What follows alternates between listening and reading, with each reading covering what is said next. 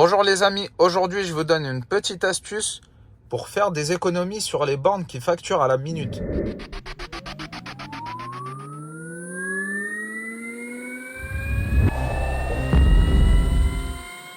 Comme vous savez certainement, il y a des bornes qui facturent au kilowattheure consommé et il y a des bornes qui facturent à la minute. La facturation à la minute va dépendre de la puissance de charge. Donc là, je vous donne l'exemple des bornes en Normandie. Donc c'est les Mobisdeck qui ont revu à la hausse leur prix depuis hier. C'est une différence qui est quand même notable. On verra ça tout à l'heure. Ce qui est pratique avec Tesla, je ne sais pas si tous les véhicules électriques le proposent. Mais ici, comme vous le voyez, vous pouvez modifier l'intensité du courant. Donc qui va de 1 à 16 ampères maximum. Et donc nous, on va jouer sur cette modification pour se placer sur une autre fourchette de puissance qui donc sera à un prix différent. Bien entendu, plus vous descendez au niveau de l'intensité et plus la recharge va être longue. Donc ça, c'est dans le cas où vous n'êtes vraiment pas pressé et que vous voulez par exemple recharger pour toute la nuit. Alors l'objectif, c'est vraiment de se placer sur la borne supérieure de chaque tranche. C'est-à-dire que lorsqu'on va se mettre à 8 kW pour la tranche entre 4 et 8 kW, eh bien le véhicule va recharger plus rapidement que si vous êtes à 4 kW, sachant que vous payez la même chose à la minute. Donc au final, vous allez payer quasiment la moitié par rapport à si vous vous mettez à 4 kW. Donc c'est ça qu'il faut comprendre. Il faut juste faire attention aux limites de borne. Donc je m'étais fait avoir au début en rechargeant sur 8 kW avec 12 ampères. Et en fait, lorsque vous êtes à 8,2 par exemple, eh bien vous êtes déjà sur la tranche entre 8 et 15. Donc au final, vous allez prendre beaucoup plus de temps à recharger que si vous êtes à 11 kW, mais vous payez la même chose à la minute. Donc au final, c'est pas intéressant. Eh bien dans l'exemple de cette borne, si vous vous mettez à 11 ampères, vous serez à 7,6 kW de puissance. Donc je vous donne tous les chiffres arrondis, puisque sinon ça fait beaucoup de chiffres.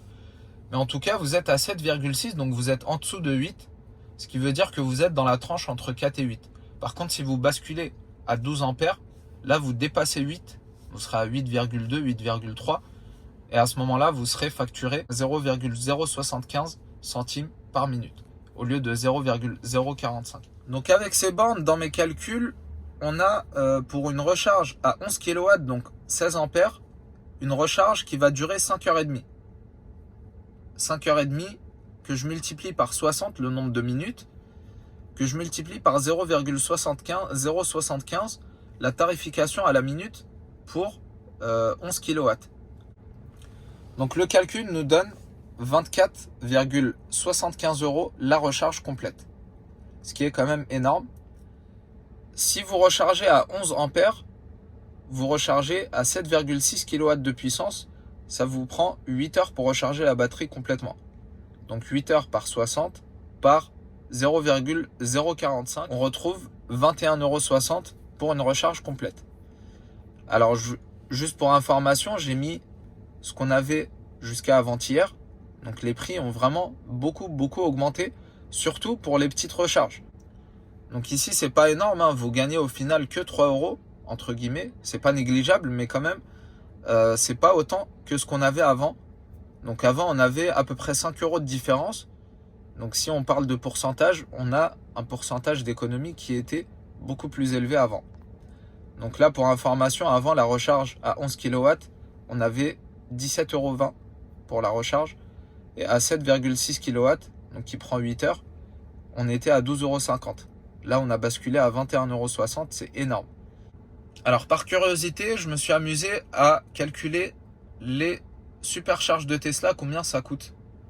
Donc on est à 39 centimes aux heures de pointe, qu'on multiplie par le nombre de kilowattheures, donc parce que c'est une tarification au kilowattheure, ça nous fait 23,40 € la recharge.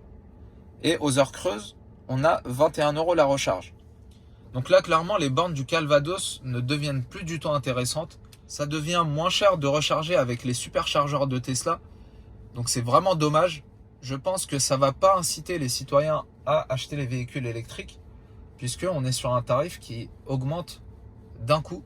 Surtout qu'on ne sait pas quelle surprise on aura dans les prochaines années. Donc on aura peut-être un jour où le prix de l'électricité dépassera celui du carburant, ce qui est un scénario tout à fait possible malheureusement.